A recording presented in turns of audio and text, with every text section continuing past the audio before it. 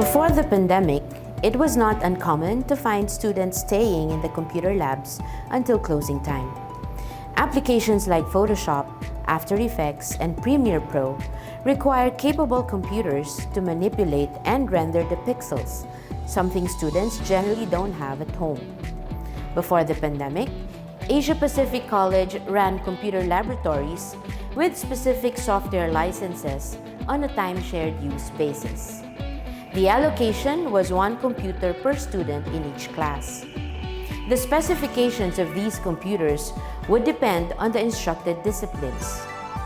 Computing laboratories were built to match resources to needs, so idle computing power was not wasted.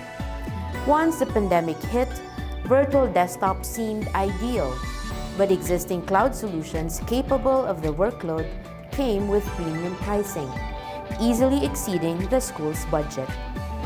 Creative content requires vast amounts of time and effort. Video projects require rendering, a process that soaks up computing resources despite being a mostly unattended process. Asia Pacific College signed up with various cloud-based resources for its computer laboratory requirements. APC established partnerships with companies that provided access to their software and partnered with Microsoft Azure for generic cloud-based desktops to handle everyday computing tasks. For graphic-intensive deployments, an unmetered desktop virtualization solution was required to accommodate the students' needs for more access than the restricted access previously administered. Acer Veriton computers were set up with access managed by Verde VDI Remote Access.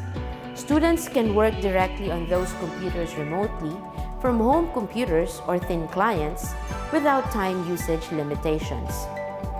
Verde VDI Remote Access allows for more hands-on time by the students without being restricted by metered usage. Repurposing existing computers and adding new systems where needed made the system affordable and fast to implement. Most importantly, adoption by the students and administrators was easy and seamless.